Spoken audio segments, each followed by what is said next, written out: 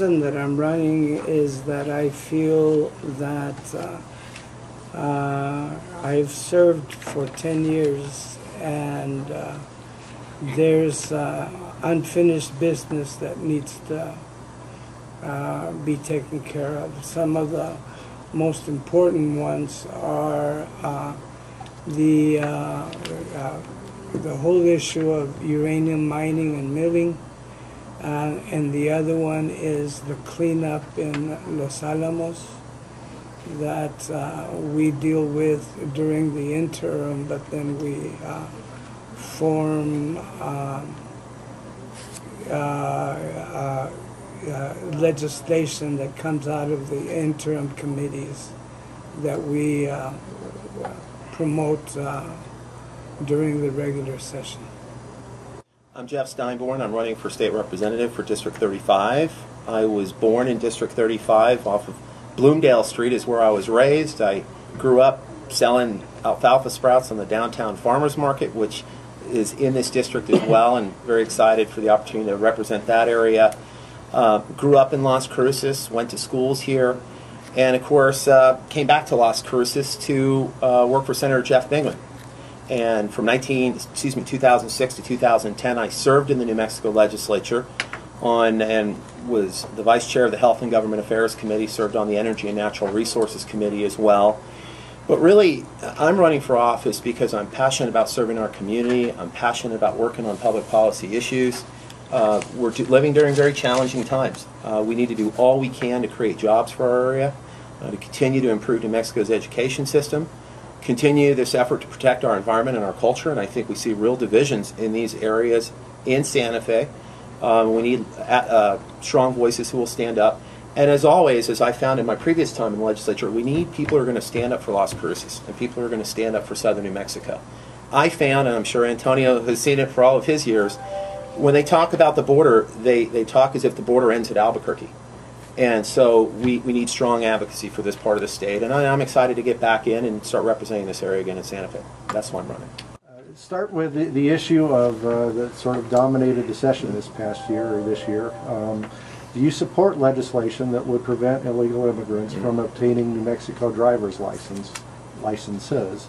And what other changes, if any, would you like to see in state law regarding those who are in the country illegally? Sure.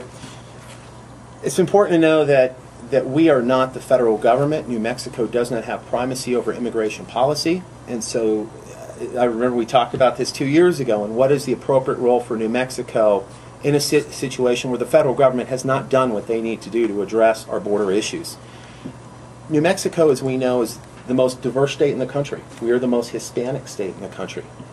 I'm concerned, and I know many other folks are concerned about racial profiling here in the state of New Mexico. I was a co-sponsor of legislation to make it illegal to racially profile in this state. So number one, I'm concerned about anything that would be a backdoor attempt to profile citizens. At the same time, as a person who's very concerned about security of this country, and I believe we need to enhance this law with safeguards that make sure that New Mexico is not abused, that we are not taken advantage of in a way that can make our country vulnerable to those that would seek to do us harm. And so I think this issue has been highly politicized, but there are very practical solutions, I believe, and they can take a lot of different shapes, frankly, that would accomplish those two things. Safeguard our law, keep it from abuse, at the same time not put us on a path to large-scale racial profiling of our state. That's where I'm at. I don't think that we differ very much. I see, as Jeff was saying, the federal government has primacy over the immigration issue. I see this as a public safety issue because if an individual is not allowed a driver's license, then they cannot have insurance. And as a result of that, I think that the compromise that was offered this time around was a good compromise, where there would be, as Jeff was saying, where we would safeguard our abuse from individuals trying to come in from other states and get a driver's license. But at the same time, I think that it's a public policy issue, and that we have to protect the public. If my figures are correct, prior to the passage in 03 of the driver's license, there were over 30% of people that were uninsured motorists. It's gone down somewhere to around 8% now. So I think that that's our primary responsibility as state legislators would be to deal with what's in the best interest of New Mexico. Okay. The other issue that gained a lot of attention, or one of the other issues that gained a lot of attention this past session, was education, and specifically reading for students who are in 3rd grade or younger. As you look at where we compare to where those children compare to their peers elsewhere in the country, what would you support in order to bring them up to a competency and bring them up to standards with their peers elsewhere in the country? I believe that we have to start much earlier. I think that 3rd grade retention is a simplistic approach to a much more complex issue. I think that by an example is my granddaughter is behind in reading, but she's excelling in mathematics.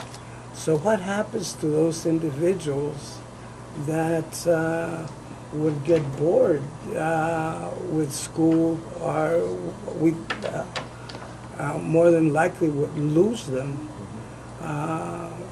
So I think that we need to start much younger, and I don't support 3rd grade retention.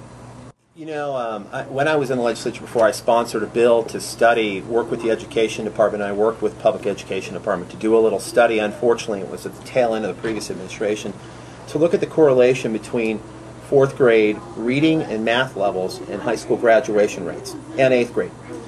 There's a belief in academia that these are certain benchmarks that if kids are falling behind then eventually they will fall out of the system. They will not be successful in the academic environment. You know, I would like to, rather than say the word retention, I'd like to use the word intervention. I think I fully support the concept of intervening, of making sure that we have those benchmarks. It is a holistic system, as has been said, and I agree with that. Having said that, this concept of measuring their performance at key moments, I think makes a lot of sense.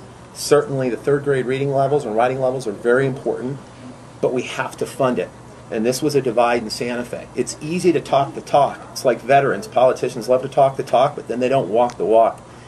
It's a very worthwhile investment to us.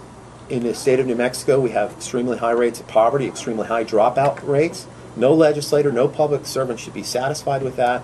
This is one way where we can measure the progress and put the funds and the resources to intervene in that child and help get them up to speed so that they're able to move on to the 4th grade and still be successful in the academic environment, because that will lead to success in other areas and ultimately help with our economy and help with the future of the state. So intervention and then resource it properly, and that's what I'd love to be a part of. The state this year finally emerged from the budget crisis that you had to deal with in your final years and that you dealt with the last few years. As we get this new money coming in, what do you think the priority should be for restoring cuts that had taken place before? And on the flip side, what areas do you think there is a little bit of waste in areas Sure. that could be cut further?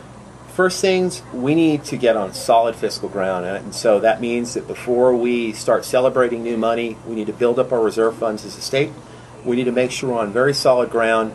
As we remember, a few years ago, we were giving tax cuts at the same time. Others were warning, hey, the sky could fall, it could happen, and sure enough, that which wasn't expected did occur. So we got to get ourselves on solid financial footing.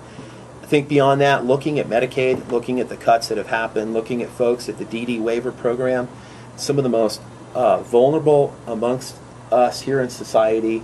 You know, New Mexico really needs to reform that system. We spend more per patient client than any state in the country, and yet we serve a smaller number. We need to find a way to make our dollars go farther, and I know that they've been looking at reform since I've been there, but that's one area where we need to try to get more folks into that program. Certainly our seniors and kids on fixed incomes. You know, if we can help expand Medicaid a little bit, that would be a good thing. Again, these investments in public education, these are fundamental keys to New Mexico's future. Economic development, things that help stimulate jobs, we should continue to invest in those resources. As far as where we can look at paring back, you know, in these tough times, everyone has to sacrifice. We all have to pitch in this together, and I have not seen sacrifice in some of the areas of, frankly, corporate handouts that we give, corporate pork. You know, when I was in the legislature, we saw lobbyist after lobbyist, and they've got their well-heeled client, and they get these carve-outs in the tax code. It's time that we get rid of those special interest handouts that have been larding up New Mexico's tax code.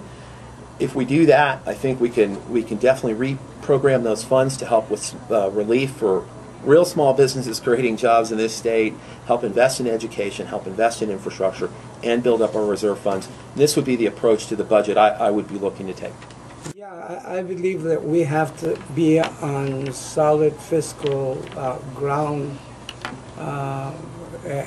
before we move on into seeing what we're going to spend money on. Jeff mentioned economic development. I was very concerned and spearheaded the initiation of the aerospace engineering program here at New Mexico State. We talk about the space legacy, but at the same time, we did not have an aerospace engineering program in the state. And so we finally have one, and it's up for accreditation now, and I believe it will get accredited. I think that we really need to look at what are our priorities. I was in Chicago the other day, and Tom Daschle said something that was very profound. He was saying that health care and what we're spending on health care, says it's a pyramid. Unfortunately, the top of the pyramid is where the spending goes. And at the bottom of the pyramid, there's never enough to go around. We really need to take care of the most vulnerable people in our communities.